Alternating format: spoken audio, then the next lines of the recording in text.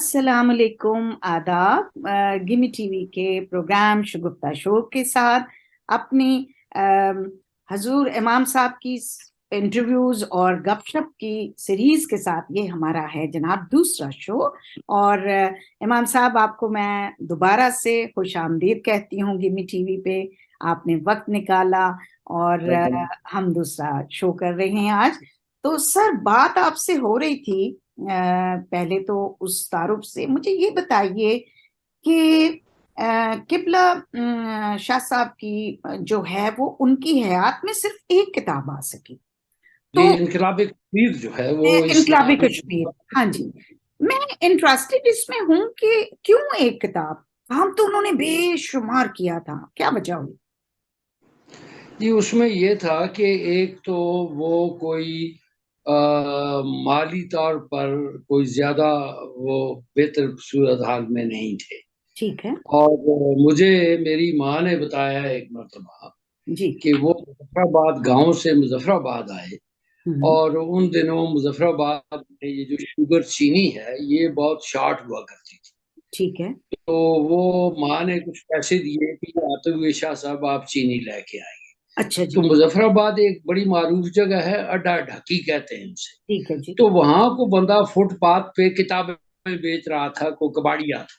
हम्म। तो उनके पास जो पैसे थे वो उन्होंने किताब खरीद ली वहां से।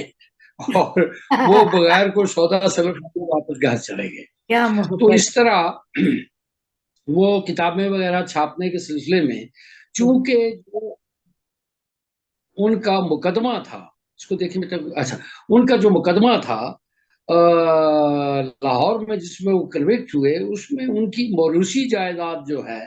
केपीके में जो प्रॉपर्टी थी वो सारी सेल आउट हो गई। हम्म। और उसके बाद उनके पास जो पैसे थे वो सारे सर्फ हो गए। और फिर ये हुआ कि उन्होंने जब पाकिस्तान अखबार का उनको डिक्लेरेशन मिला, तो हम्म। वो 1935 का एक्ट आने के बाद हम्म। जो हिंदुस्तान के प्रोविंसेस थे उनको अखबारात की इजाजत में भी सेल पैदा हुआ और दीगर मामलात में भी। तो हम्म। उनको फिर डिक्लेरेशन मिला 1935 के अवाखिर में। हम्म। और पहला शुमारा पाकिस्तान का जो छपा वो 1 मई 1936 को वो एबटाबाद से उसका पहला शुमारा शाया हुआ। और हम्म। अब तो फिर वो 2 साल तक अखबार चलता रहा पाकिस्तान। इस दौरान केपीके में सूबा सरहद में हम्म। कांग्रेस की हुकूमत बरसर इक़्तिदार आ गई। जी। डॉक्टर खान बहादुर वजीर आला बन गए। हम्म। तो उनको ये लफ्ज पाकिस्तान और पाकिस्तान मूवमेंट और इस किस्म की चीजें खटकती थी। तो हम्म। उन्होंने पहला काम ये किया कि पाकिस्तान अखबार का डिक्लेरेशन जब्त किया आ, और जो और प्रॉपर्टी थी सारी कन्फिस्केट कर ली। तो हम्म। फिर वो उनको ऐबटाबाद से वो केपीके से उनको केपीके बदर कर दिया गया। हम्म। फिर वो आ गए कश्मीर में। तो श्रीनगर से जाकर उन्होंने एक हकीकत नाम के अफसरोजे की इदारत संभाली। अच्छा जी। लेकिन कुछ दिनों के बाद महाराजा कश्मीर ने उनको कश्मीर से निकाल के पंजाब में धकेल दिया। तो इस तरह वो कोई किताब जो है, ये क्या जो करते? इनकलाब हम्म। भी, ये भी हमारे वो बड़े कायदे अरार भी उनको कहते हैं, चौधरी गुलाम अब्बास, ये उनकी कोशिशों से वो किताब उनकी इनकलाब कश्मीर जो है वो 1950 51 में इसकी निगारिश शुरू हुई थी 47 में। लेकिन ये मुकम्मल हुई 50 में। और हम्म। 51 में ये किताब जो है वो छपी इनकलाब कश्मीर। कुछ ऐसे इसके 51 में छपे, कुछ 52 में भी छपे इसके ऐसे। ठीक है। और ये मेरी पैदाइश से पहले ये पहले किताब की छप बात। गई। ठीक है। तो अभी उसका वो मैं उस पर भी काम कर रहा हूँ, उसकी दूसरी जिल्द पे, और उसको भी दोबारा एडिट करके उसको हम्म। बेहतर करने की कोशिश कर रहे हैं।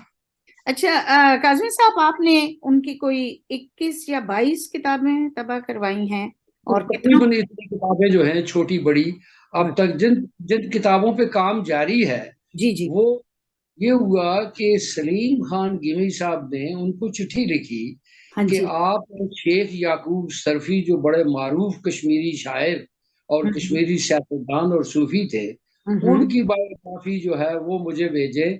और मुल्ला मोहसिन फानी की बायोग्राफी भेजें, वो फारसी शायर थे। तो हम्म। ये दोनों मुकद्दे उन्होंने गिमी साहब को भेजे। गिमी साहब ने किसी साहब को कराची में दिए, फिर उनके पास रहे, फिर वो गिमी साहब ने देखा कि वो जब मुसव्वदे नहीं छाप रहे और उनका हम्म। कोई काम नहीं हो रहा, हम्म। तो उन्होंने वो मुसव्वदे वापस लाके वापस किए। अब वो शेख याकूब सरफी वाला हयात सरफी के नाम से हम्म। और मुल्ला मोहसिन फानी के नाम से वो दोनों मेरे पास है। मैं उन पे काम कर रहा हूँ, जब वक्त मिलता है तो उनको दो नौक पलक उनकी संवारना हो, ये ऐसा कर रहा अच्छा, एक ऑन लाइटर टोन, क्योंकि हमारे नाजरीन हमारी बातचीत तो सुन ही रहे हैं सारी दुनिया में। मैं बड़ी खुश हूँ जी, ये सोशल मीडिया की वजह से, जैसे ये चैनल्स वगैरह बन जाते हैं, बहुत सारी चीजें जो हैं वो उसमें, और हम बात एक दूसरे तक पहुंचा सकते हैं, दुनिया तक पहुंचा सकते हैं, और सच को पहुंचा पहुंचा सकते हैं। एक और चीज है कि कुछ ये जो किताबों, कुछ मसवदे जैसे आपने बताया कि ले लिए और उसके बाद वो नहीं छापे, अगर आप ये जो बता, आपके तवज्जुह से मुझे ये गिमी साहब के हवाले से भी बहुत चीजें मिलती जुलती हैं, क्योंकि गिमी साहब के पास भी पैसे वैसे के तो कुछ भी नहीं होते थे, उन्होंने भी अपनी हूँ। किताब, अब आप यकीन कीजिए, जब मैं अपनी बच्चों की जिम्मेदारी, अपने घर की जिम्मेदारी से होके और उनकी वफात के बाद इस सिलसिले में आई हूँ, मैंने अपने बाप की किताबों के सफ़े देखे ना, तो आप यकीन करें मेरे आंसू आ गए। क्योंकि वो भी जाहिर है, पैसे वैसे कहाँ इतने होते थे, मतलब एक तनख्वाह से 6 बच्चे, एक फैमिली, फिर माशाल्लाह से अपना पीछे से गांव से मेहमानों वगैरह का आना जाना, तो मैं हैरान हूं कि वो बरकत से सिलसिले से ही मेरी माँ के हाथ से वो घरदारी बड़ी अच्छी तरह से चल रही थी। तो वो किताबों के सफ़े, किताबों की हालत देख के मेरा बड़ा दिल खराब, मैं बड़ा रोई कि हाय, इतना बड़ा स्कॉलर, इतना बड़ा बंदा, और फिर खुददार भी थे ना, किसी को कहना भी नहीं या किसी से पैसे भी नहीं मांगने, हालांकि मेरा ननिहाल एक बहुत वेल ऑफ लोगों का, लेकिन उनकी एक इज्जत नफ्स भी थी ना, वो इस तरह की तो देखें आपके जिस तरह से आपको मौका मिल गया, अब आप किताबें उनकी, किबला शाह साहब की 21-22 किताबें आपने की, अभी आप वो 11-12 पे काम भी कर रहे हैं जैसे आपने मुझे बताया, तो अब हम अच्छा सफा भी कर रहे हैं, वो भी कर रहे हैं, एक तरह से मैं तो ये कहूंगी हजूर इमाम साहब कि आपकी शक्ल में हमारे किबला काजमी साहब जिंदा हैं, और वो जिंदा रहेंगे, जिस तरह काम लेके चले, और आपके साथ साथ अल्लाह आपको सेहत तंदुरुस्ती दे। ये जो सच का सफर होता है ना, ये इसी तरह पेचदार, कहीं पे कांटे, कहीं पे कुछ, ये मैं अभी भी फेस कर रही हूँ, लेकिन ये है कि इंसान का जज्बा नहीं खत्म होना चाहिए, औलाद की वो कमिटमेंट। नाजरीन, मैं ये बात इसलिए जरूरी समझती हूँ कहना, क्योंकि ये एक होस्ट मेरे जैसी तालिब इल्म और एक बहुत बड़े बंदे हजूर इमाम साहब जो बैठे हैं, मेरे साथ स्क्रीन शेयर कर रहे हैं, ये हम मिसाल हैं उन लोगों के लिए जो कहीं हौसला छोड़ दें, ये सोच के कि सिबलिंग्स ये कहेंगे, लोग ये कहेंगे। बड़ी बातें मुझे सुनने को मिलती है, पता नहीं कितना पैसा कमा रही हूँ, क्या कर रही हूँ, क्या नहीं, किताबों का बाप का नाम बेच रही हूँ, ये तक भी सुनने को मिला। ये कहा जाता आपको है, भी मुझे मिला भी कहा हजूर साहब? अच्छा अच्छा, लेकिन ये जज्बे के साथ काम करना एक आम आम औलाद का काम नहीं है, ये कुछ जो क्रेजी या कुछ अनकंडीशनल, जिनकी शराइत नहीं होती माँ बाप के लिए, ये वही बच्चे कर सकते हैं। तो सर मैं बैक टू दैट आऊंगी कि किबला साहब की निगारशान। दरमियान में एक गुजारिश करता चलूं। जी ये हुक्म। हमारे रावलपिंडी से एक बड़ा मारूफ को गवर्नमेंट का भी स्पॉन्सर्ड था। ये अच्छा जी। हफ्तरों तस्वीर निकला करता था अच्छा जी। और बड़े मारूफ स्कॉलर, शायर, अदीब और बड़े जबरदस्त आदमी थे, हम्म। जनाब तहसीन जाफरी साहब हाँ मरहूम। जी। हाँ जी। ये उस अखबार के अफ्तरोदे के एडिटर थे। हम्म। तो एक साहब थे, उन्होंने वालिद साहब से एक मकाला जो है वो लिया। हम्म। वो भी आजाद कश्मीर रेडियो पे काम करते थे। अच्छा तो जी। अब तहसीन जाफरी साहब का ये खत जो है 30 सितंबर 1922 का है, मैंने आपको व्हाट्सएप किया है। सर आप उसमें मैं, लिखा है आप प्लीज सुनाइए भी, इसको पढ़ के भी सुनाइए प्लीज। जनाब काजमी साहब, सलाम मसनून, आपका नवाजिशनामा गुज़श्ता हफ्ते मौसू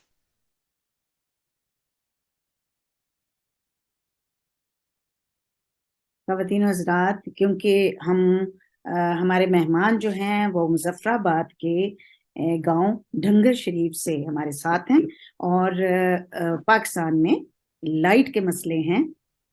जी जी। जी जी जी सर, तो कैरी ऑन। मुज़फ़्फ़र अहमद ज़फ़र ने जी आपका मज़मून अपने नाम से शाया करके जो नाज़ेबा हरकत की है, उसका इल्म मुझे आपके खत से पहले ही हो गया था। हम्म सलीम खान बुनी साहब ने मुझे सारा किस्सा सुना दिया था।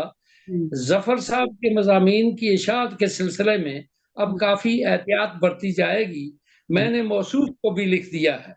हम्म अगर वक्त निकाल सके तो आफ्टर रोज़ा कश्मीर के लिए भी गाह बगाह कुछ लिखते रहा करें। 24 अक्टूबर के स्पेशल नंबर के लिए अगर आप अक्टूबर के पहले हफ्ते में कोई चीज़ भेज सकें तो ममनून होगा। इस तरह एक और साहब ने उनसे एक मसौदा कराची में मंगवाया और हम्म मैनोवान वो मसौदा अपने नाम से छाप दिया। अल्लाह अल्लाह। ये जो अदबी सिरका और तवारद की वारदातें हैं, ये हम्म। भी हमारे यहाँ होती है। अब इसका क्या किया जाए? कुछ नहीं, इसका बस यही है, बस हम अपना काम करते जाएं, हमें क्या हम लेना अपना काम देना। करते रहें। हाँ जी। तो आप कोई और पूछना जी, चाहें तो वो। मैं आपसे पूछना ये चाह रही हूँ कि ये कौन सी एक, क्योंकि मेरे मेरे जो शोज हैं उनमें हम थोड़ा सा एक अपना हमारा जो है अपने कल्चर को, अपने वैल्यू सिस्टम को भी लेके थोड़ा सा बातचीत ही करना होता है। In a way it's a part of training for our youth as well. आप क्या फरमाएंगे? हम बहुत कहते हैं कि जमाना बदल गया, बच्चे खराब हो गए, बच्चे अच्छे हो गए, वक्त ने यूं कर दिया। लेकिन अभी मैं जो बात कर रही हूँ आज हजूर इमाम के साथ, तो वो तो उसी वैल्यू सिस्टम को लेके चल रहे हैं जो उनको उनके वालिद साहब ने सिखाई, या जो आपकी वालदा ने सिखाई। तो क्या सही। इसकी खास बात है कि जिन लोगों को ये परेशानी है, खास तौर पे हम जो इंग्लैंड में बैठे हैं, जो कि दूसरे प्रदेशों में आ जाती हैं, वो अपने बच्चों के बारे में बहुत शिकायत करते हैं, बड़े मसले हैं यहाँ पे हमारी कम्युनिटी के लोगों को। जी हाँ, क्या यकीन सजेस्ट करेंगे आप?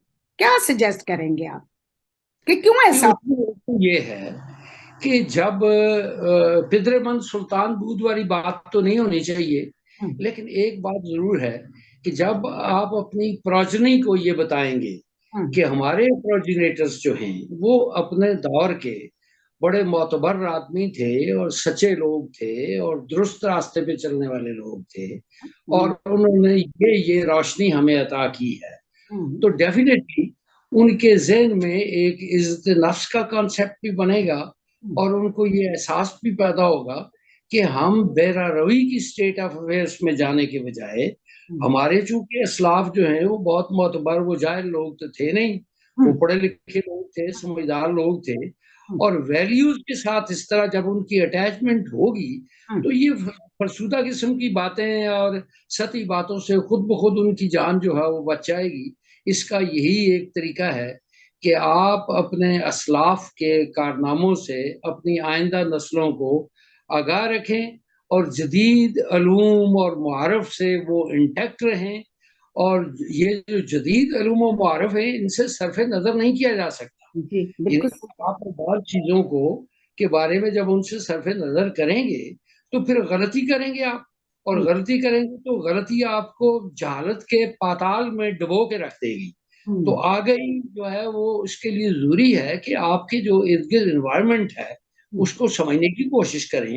हम्म और ये जो जनरेशन गैप है, ये स्टेटस कॉन्शियस होना जो है, इन हम्म सारी चीजों से भी बचने का एक तरीका ये है हम्म, कि आपको जब ये पता होगा कि आपका कल्ट मजबूत है हाँ। और आपको ये पता होगा कि मेरे बुजुर्ग जो थे वो अपने जमाने के बहुत मोतबर लोग थे, हम्म उनकी वजह से मुझे आइडेंटिटी मुयसर है।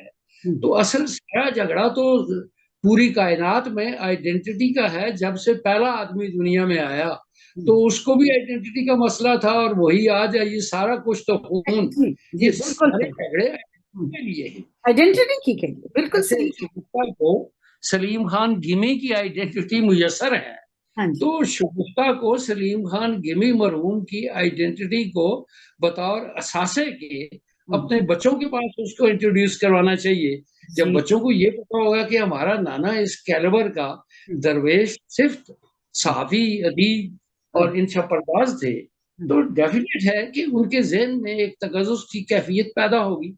तो यही असल में आदमी का असासा होना चाहिए, और इसी से तमस्सुक भी रखना चाहिए, और इसी से दीगर अमूर भी वाबस्ता रहने चाहिए। बिल्कुल सही आप कह रहे हैं। ये फिर इजाज़त तरबीयत। दें आप, तो जी मैं अभी आपको किबला की वो किताबें जो मेरे मेज़ पर पड़ी हुई हैं, मतबूआ किताबें, इनका सरनामे और बैक टाइटल मैं आपको दिखा।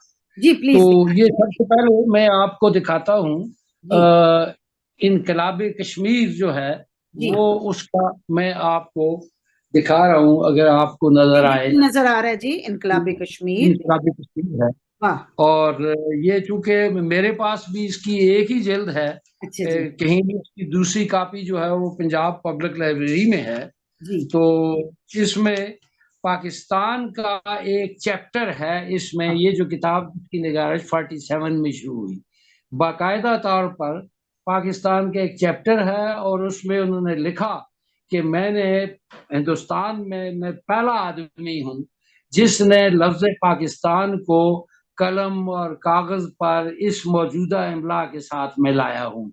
मैं हिंदुस्तान में पहला आदमी हूँ, उन्होंने ये लिखा। क्या बात। अच्छा, दूसरी किताब उनकी जो है, वो जो छपी, वो हम्म, जिसको छापते हुए जो वफात पा गए थे, उसका जो मतरूक एडिशन है वो तो मेरे पास नहीं है, जो अच्छा सब जी। स्टैंडर्ड था। ये अजीमुल वाला हाँ, एडिशन है, ये मैंने तबाह करवाया अजीम। और इसको एडिट भी वाह। किया, छापा भी। इसका बैक टाइटल जो है वो ये वाला है इसका। अच्छा जी जी जी जी। बहुत इसी अच्छा। तरह जी, तीसरी किताब जो मैंने तबाह करवाई, वो कश्मीर में इस्लामी तबरुकात के नाम से, ये किताब मैंने वाह 91 में ये किताब मैंने तबाह करवाई, और इसमें वो हजरत बल का तज़किरा है, हुज़ूर अलैहिस्सलाम के मुँह मुबारक का तज़किरा है। वाह। और एक और दिलचस्प बात ये है कि कश्मीर में मुतअद्दिद मुकामात पर हुज़ूर अलैहिस्सलाम के काकुल, गैसू वाह। और उनकी रूह मुबारक के जो सुभान। मुँह पाक हैं, उनके तज़किरे और जगहों पे मिलते हैं। ये इस किताब का बैक टाइटल है, वाह। इसको भी आप देख लें। फिर उसके बाद जो किताब मैंने शाया की, वो 2006 में, हाँ ये जी। तज़किरा औलाद इमाम मूसा काज़िम जो है, अच्छा जी। ये क्योंकि हमारा नसबनामा भी अच्छा। हज़रत इमाम मूसा काज़िम से मुतसिल सबका नाम। होता था। तो जी। ये किताब मैंने छापी, फिर इसका बैक टाइटल जो है वो ये वाला है, क्या तो इसको भी आप मुलाज़ा फरमाएँ। बहुत फिर अच्छे। उसके बाद मैंने जो किताब छापी, वो मुकालिमात के नाम से ये किताब छापी, और ये क्या उसका बात। वाह पेज है। वाह और फिर इसका बैक टाइटल जो है वो ये है, इस वाह। मुकालिमात का। फिर जैसा जैसा कि मैंने पहले अर्ज़ की थी कि तकरीबन फिज़िक्स का मौज़ू है, जी जी तो जी। इस बार उन्होंने ये कश्फ काशिफ़ असरार। असरार के नाम से वाह वाह। ये किताब छापी, और ये कमाल किताब है। इसको पढ़ते हुए भी बहुत मज़ा आता है, और बड़ी इल्मी किताब है। ज़ुबान इसमें जो है वो बड़ी ज़बरदस्त ज़ुबान है। हम्म, फिर मैंने तज़किरा औलाद इमाम मूसा काज़िम का एक और फ्रेश एडिशन जो है वो मैंने छापा, अच्छा। और वो ये वाला है, और इसको छापे हुए को 2 ढाई साल हुए हैं। वाह। इसका बैक टाइटल जो है वो ये है। फिर क्या बात। मैंने ये किया कि नकूशे दर इस वक़्त मेरे पास नकूशे मेर नहीं है, वो अच्छा। कहीं ऑफ़िस में है या दूसरी जगह पे है। ये नकूशे दरख्शां जो है, रक्षा।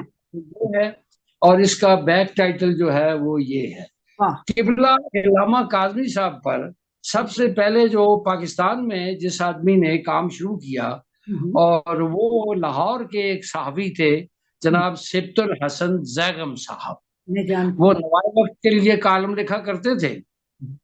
उनको किसी तरह से पता चला कि कश्मीर में एक ऐसा शख्स है जिसने 28 1928 को डिप्टी कमिश्नर एबटाबाद को, शायद सिकंदर मिर्जा थे, ये कौन साहब थे डिप्टी कमिश्नर, हम्म, उनको डिक्लेरेशन के लिए दरखास्त दी। और उस वक्त केबला रोजनामा जमींदार के एडिटोरियल डेस्क पे हुआ करते थे जब ठीक। उन्होंने पाकिस्तान अखबार के लिए दरखास्त दी। सही। तो सिब्तुल हसन बेगम साहब ने रोजनामा नवाए वक्त में, हम्म, और मजीद निज़ामी और जी उनके जी। खानवादे की वजह से वाह। ये उन कॉलम जो है वो छापा।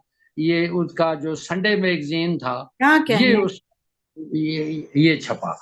उसके बाद अकील अब्बास जाफरी साहब ने ये वो तबाह करवाया। ये अकील, पहले मैं गलती कर गया हूँ, ये अकील अब्बास जाफरी साहब का है। अच्छा और जी, वो उनका है, ये बेगम साहब एक्सप्रेस का। अच्छा। दूसरा जो है ये सिफ्ते हसन बेगम साहब का है, और ये रोजनामा नवाया वक्त में छपा। इस तरह मुश्ताक कुरैशी थे, जंग के कॉलमिस्ट थे कराची में, उन्होंने इस पर लिखा। हमारे आजाद कश्मीर के एक एडवोकेट जनरल थे, उस पर लिखा।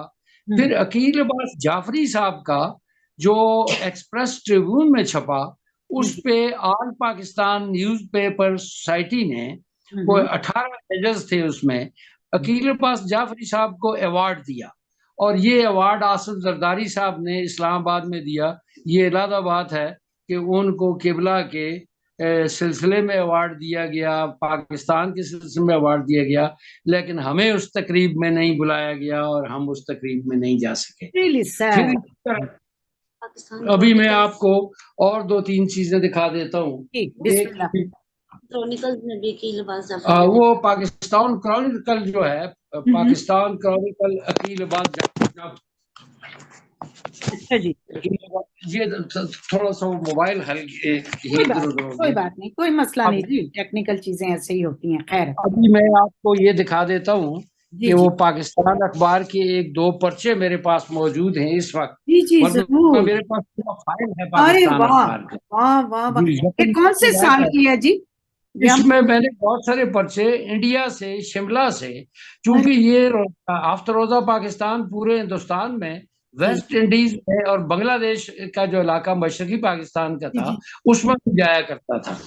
तो ये पाकिस्तान का एक पर्चा जो है, ये जहाजी साइज में छपता था ये पाकिस्तान, और उसका ये पर्चा एक जो है, ये मेरे पास जो है ये मौजूद है।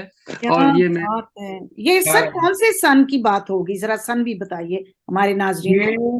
ये पेपर जो है ये 8 मई 1936 का है, ये पर्चा, इसके पाकिस्तान बनने सरनामे से पहले का। वाह, क्या इस बात पर एक शेर हुआ करता था, वो है। शायद यूपी का शेर है कि मरा अगरचा बबूत खाना परवरश दादन, चकीद अज लबे मानना के दर दिले हरम अस्त है।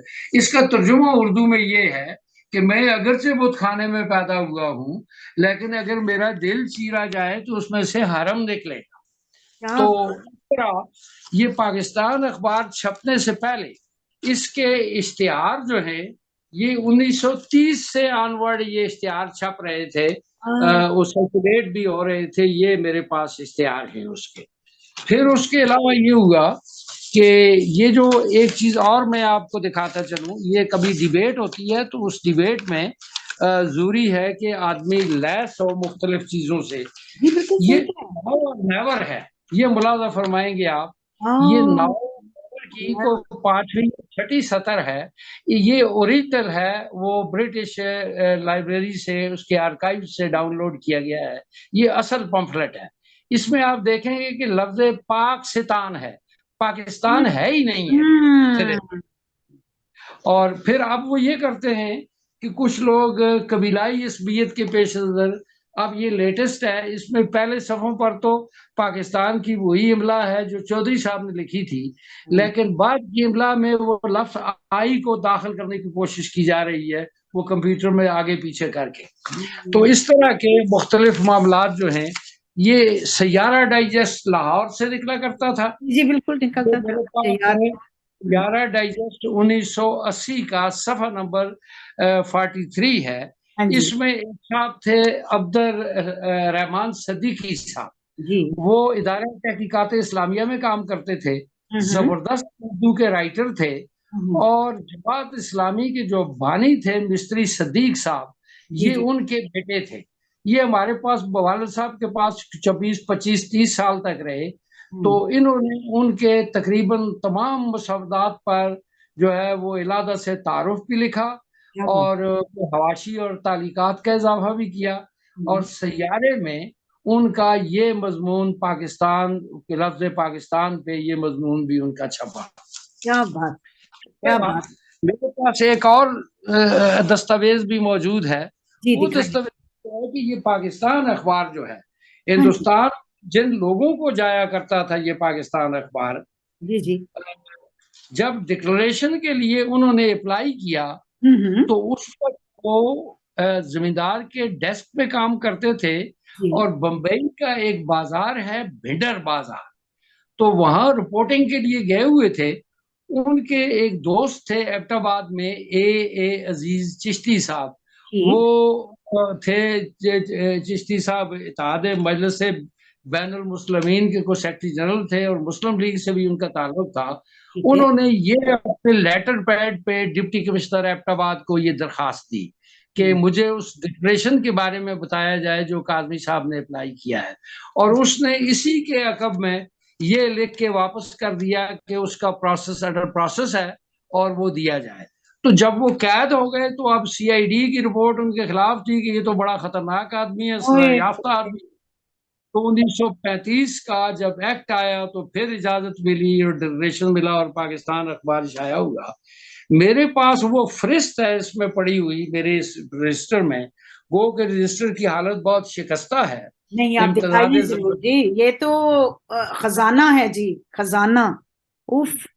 इसमें जिन जिन लोगों को ये अखबार की तरसील हुआ करती थी पूरे हिंदुस्तान में, वेस्ट इंडीज में, उन लोगों की सारी फहरिस्त है इसके अंदर कि वो कौन कौन से लोग थे कि जिनको ये इसकी फहरिस्त उसको जाया करती थी।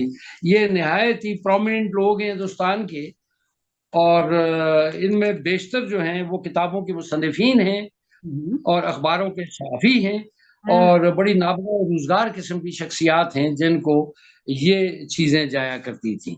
तो इस तरह किबला की लाइब्रेरी जो है उस पर भी कई, गिमी साहब ने उनकी लाइब्रेरी को टाइम एंड अगेन देखा है ठंगर शरीफ में, वो गिमी साहब आते जाते रहे। तो उनकी लाइब्रेरी पे, लाइब्रेरी एबटाबाद से श्रीनगर शिफ्ट हुई, श्रीनगर में वो इनकलाब की कैफियत हुई, वहां से को गधों पे, करैचियों पे, बैलगाड़ियों पे वो किताबें ला दी गई, कुछ जाया हुई, कुछ पहुंची। तो जिस मकान में वो ठंगर शरीफ में वो लाई गई, वो मकान भी शिकस्ता नौयत का मकान था, और वो बरसात की जद में किताबें आई, और अभी तक मैं उनके साथ से जो मट्टी है वो झाड़ रहा हूँ मुसलसल लगातार, और मुझे वो आस्तीनें चढ़ाकर किताबों को खोलना पड़ता है कि वो उसका ट्रीटमेंट करते हुए, केमिकल के ट्रीटमेंट करते हुए, एक वो दिक्कत नजर से काम लेना पड़ता है, लेकिन क्या किया जाए, वो मेरी जिम्मेदारी है और मुझे भार सूरत इसको निभाना है। जब तक मेरे सांस का रिश्ता है उस वक्त तक मैं कोशिश करूंगा कि उनके काम को मैं रायगान न जाने दूं। ये एक हमारे पास कौमी विरसा भी है। एक बात और मैं आपको बता दूं कि रोजनामा जमींदार के डेस्क पर मौलाना जफर अली खान साहब जो है वो बड़े पाए के आदमी थे, लेकिन वो खुद जेल नहीं जाना चाहते थे, तो वो डमी एडिटर बनाते थे अखबार के। तो वो डमी एडिटरों को प्रिंटर पब्लिशर के तौर पे जेल जाना पड़ता था इदारिये लिखने की पादाश में। तो इदारिये तो खुद जफर अली खान साहब लिखते थे या किबला वालिद साहब लिखते थे। वो वालिद साहब से पहले मेरे नाना जो थे आगा सैयद लाल हुसैन, वो उसके थे एडिटर और नामा जमींदार के। तो जब वो जेल चले गए तो उसके बाद किबला वालिद साहब जो है उनमें लिखने पढ़ने की जबरदस्त सलाहियत थी, तो वो गए। और हमारे पास सितम ज़रीफी का पहलू शगुफ्ता ये है कि वो जार साहबजादा साहब की वो नज्म धर रगड़ा जिस पर उनके खिलाफ जमींदार में छपी और मुकदमा कायम हुआ, वो लाहौर के म्यूजियम में थी, और वो रिकॉर्ड वहां से चोरी करके लोग ले गए हैं। इत्तेफाक से मुझे किताबें उलटते पलटते हुए अपनी लाइब्रेरी से वो मिल गया। एक अखबार जो है मुझे वो, उसकी एक कापी जो लाहौर म्यूजियम से चोरी हो गया है उसकी एक कापी मुझे मिल गई, और वो मैं आप जॉब की फरावानी के लिए वो आपको दिखा रहा हूँ। जमींदार का वो पर्चा जिसमें ये धर रगड़ा नज्म जो है वो छपी।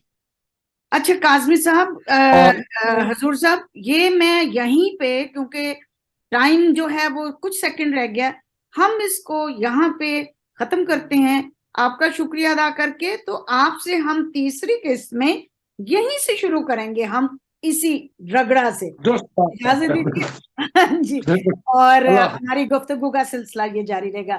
खवातीन इस के साथ ही हम आपसे इजाजत चाहेंगे और आएंगे आपके साथ एक तीसरी एपिसोड लेके। कहीं ना जाइएगा, बहुत सारी बातें, बहुत सारे सच खुलने वाले हैं और हमारे साथ हैं हजूर इमाम साहब। इजाजत दीजिए। बहुत बहुत शुक्रिया आपका, जरा नवाजी है।